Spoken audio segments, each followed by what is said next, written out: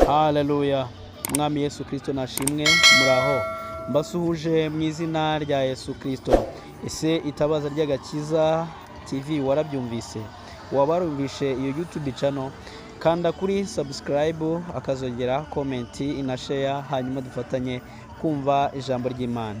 Hanyuma ndagira ngo nongere nkwibutse ibyabaye ku itariki 29 z'ukwezi kwa 9 muri uyu mwaka turimo gusoza wa 2024. Wenda ntago wibuka ibyari byo, ariko mu mujyi wa Kigali mu karere ka Gasabo kuri Stade Amahoro hari habereye umunsi wo gushima Imana nk'abanyarwanda, dusengera ndetse n'isi yose, by'umwihariko twihereyeho bya bindi umunyarwanda yavuze ngo ujya gutera uburezi arabwibanza.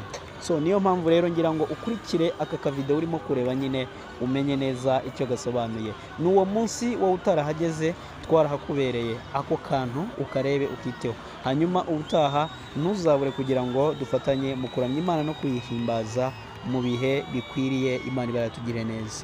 Mugire ibihe byiza. Ciao ciao, ndabakunda.